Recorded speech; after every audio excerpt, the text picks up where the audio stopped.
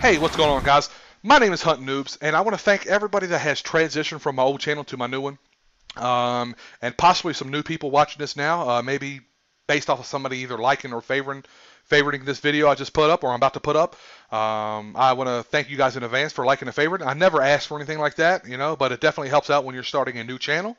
And for the people that are new or, like I said, came over here based off a like or favorite, maybe you want to stick around and listen to what I got to say and base your subscription off of the next few minutes of what you're about to listen to. Basically, what I got going on, guys, is this is part 2 of my series, Through My Eyes. And part 1, the link will be in the description if you guys want to go check that out. And, just to have somewhat of idea of what's going on, and some of the stories that I spoke about on part 1. Maybe you like part 2 and it's like, wow, I wonder what part 1 is about.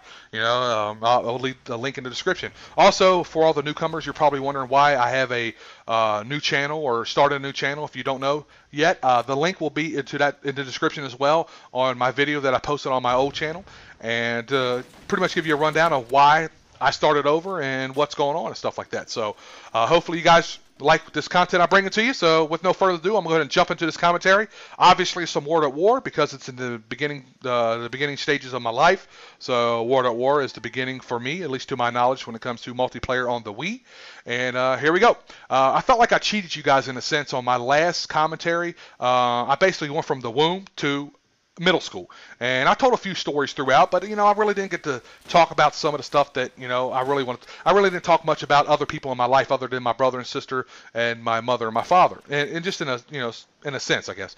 I want to speak to you guys a little bit about my grandmother this time. One of the most inspirational woman in my life. Now, I was only able to be around her for 9 years. She passed away when I was 9 years old, and it was the best and worst years of my life after her passing away. Obviously, the worst being when she passed. I mean, it just absolutely broke my heart. It devastated me. I can remember it like it was yesterday when she passed, and this is well over 20 plus years ago, guys. So, I know she had that type of impact on my life, guys. If you guys are close with your grandmother, you definitely understand where I'm coming from. But then again, there was a really positive part as well, which was a good part in a sense. And I know it sounds crazy, but when you live the lifestyle that I've lived and you come from the background and upbringing that I have, when you come across a little bit of money, it kind of changes things. And that's exactly what happened. When my grandmother passed away, she left my mother right around $40,000 from her life savings or whatever the case was. And so we went from being very poor to living in apartments and in projects to moving into a house.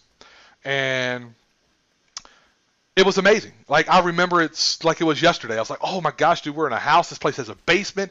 It has a washer and dryer. Are you kidding me? And you guys are like, how is that amazing? Now, when you go from laundry mats, listen to me, laundry mats, and doing your laundry, in garbage bags, have to pack it all over in garbage bags, dump it in, and do it that way, and just a gang of change. You got to go get all these fucking quarters and stuff like that. To being able to go downstairs in your basement and just throw whatever you want to the washer and dryer and do it that way, oh man, you don't understand how amazing that is. And you really don't get to appreciate of how awesome it is either. When you have it your whole life, you're kind of like, how's that a big deal? But it really is. For the people out there that, just live somewhat of a lifestyle I have, you guys definitely understand where I'm coming from. So we went from, like I said, doing laundry. And now this is how we used to do our laundry before we bought our house. We got the washer and dryer and stuff. Like I said, we have a laundromat, and we would alternate every week. We would do laundry in the laundromat, and then we would manually do our laundry. And manually doing our laundry means me, being the oldest of 3 in a family of 4 with only my mother, while she worked a lot of late nights and stuff like that. She worked third shift, second. She worked doubles and triple days, man. She would be gone all hours of the day working. So I pretty much raised my brother and sister for a number of years. I would have to do laundry in the bathtub. Now, I would have to take whatever clothes we're going to wear or whatever outfits we're going to wear for the next day, put it in a tub, and have to get some soap and kind of scrub it back and forth where I thought it was dirty at, and have to wring it out by hand. And now, guys, do you know, if you haven't tried this yet, go give it a go. Go get a pair of your jeans, dip them in water, and try to wring them out. Do you know how fucking hard it is to wring out a pair of denim jeans? At least 3 pair of them, and hopefully they will be dry by morning time. By the time I'm done, like an hour and a half later, my fucking forearms are burning. Matter of fact, that's why I think I have this like crazy ass old man handicap strength of a grip. You know, I got people's told me before I got a really strong handshake, and if I grab you, you're pretty much not going anywhere. I mean, I got really, really strong grips and hands. So I think that had a lot to do with it. So that's pretty much how we had to do our laundry. Excuse me. So I can remember this story. I'll give you guys a little bit of a story. Back when I was growing up, man, it was really popular to have stone-washed denim jeans. Now, either you purchased them or you made your own. Obviously, I never purchased them because we couldn't afford anything like that. It's kind of like the same concept what you guys got going on to in today's day and age, where you buy a pair of jeans that have holes in the knees. And the holes in the knees, the jeans that have the holes in the knees cost more than the jeans that don't have holes in the knees, which absolutely blows my mind to why you guys pay that much money for it. It's like, hey, buy a pair of jeans, bring them to your Boy Hunt Noobs. I'll put some fucking holes in them for half the price, people. Which, I don't know, maybe that's the old man in me kind of, you know, when you start getting a little older, you think shit's crazier from the youth, from you guys. So, anyways, but back when I was a kid, man, it was stonewashed denim. And how you made your own stonewashed denim was with bleach. Now, this is the first time I've ever used this. You kind of did like a tie-dye effect. You take your jeans and you twist it up, till it got really tight, and you would dip different parts of the jean in the bleach, and then when you unraveled everything, you would have all these cool-ass little designs be bleach mark. So the next morning when I woke up, and let me tell you guys, when you wash denim or you wash jeans by hand, they are stiff as a fucking board the next morning when they dry out, dude. They're so hard. You got to kind of rub them back and forth to kind of bring the life back into the jeans, you know. And I just had a little squeaker moment there, excuse me. And so I woke up the next morning, went to go check it out because I was really excited. You know, I'm going to have some stone-washed denim into this. I'm going to this school where a lot of the kids had money, man. So I'll go in there and I put these jeans on. I go to put them on. I put one leg in and the fucking whole pants leg ripped off. I mean, the entire thing. So it was so bad, dude. So I guess I didn't realize how strong bleach was at the time or what it really did to material. It will eat through some shit. So I had to take my brother and sister off to school, and you know, I had to sit back. And here's what it was, guys: is I didn't have anything else clean.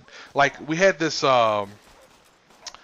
This extra spare room. It was a small room. It's where we kept all the laundry at, all the dirty laundry. And it was a mess, man. I mean, it was absolutely disgusting. Just piles of clothes that were just dirty. I'm talking mountains of clothes just back there piled up. And that's how we would have to go do our laundry. I have to go pick it out and, you know, stuff like that. It was so bad, guys. It got to the point where the school I was attending, like I said, when we got this money and stuff, you know, after we went through all this money, we moved out of the house into a trailer park, but it was in the same school district. So I'm attending the same school, but we're back to our very fucking poor, impoverished ways again, doing laundry out of the bathtub. So they had this thing going on at the school. It's called Shop with a Cop. And basically what it was is I was nominated with a bunch of other poor kids that were going to this school that was known for people having money. Their parents were, you know, somewhat wealthy or something like that. Or maybe they just had both parents and you know, in the family. So I don't know. Maybe if my mother had a father or had a guy there that was bringing some other income in, maybe it would have been better. I don't know. But so we got chosen to go on the thing of Shop a Cop. Basically, we got to ride around in the cop car. They gave us like $350, and we got to go shopping. And it was probably some of the best clothes I've had in years, other than when my grandmother passed away, you know. And I spent a lot of the money not on me. I spent it on my brother and my sister and stuff. So I bought me an outfit. I bought everybody a little something to wear. And, you know, that was just some of the crazy moments, man, where I was going through this school.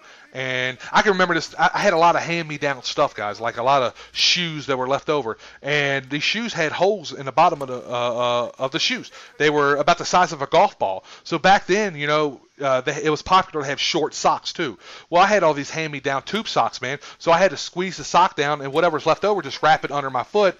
And, you know, that's how I made short sock. Well, sometimes the sock would pop out of the hole in my shoe and would be hanging off like my shoe had a tongue or something. See, people like, what the hell is it? Oh, no, it's toilet paper. It's toilet paper. I would have to sit at the front of the gym class, guys, so people wouldn't turn around. Since I was at the front of it, nobody could turn around. Nobody was in front of me to turn around to see the holes in the bottom of my shoe when we're sitting there doing sit-ups and shit like that, push-ups or whatever. You know, somebody turn around, they see those holes, obviously you're going to be made fun of. And who likes to be made fun of, guys? I actually got some really cool stories to be coming to you as well. This is the end of the gameplay here, guys. I hope you enjoy some of these, you know, story time with your boy Hunt Noobs through my eyes, guys. This is Rap. It's your boy Hunt Noobs. I'm out this bitch. Deuces! Get back, son! Woo!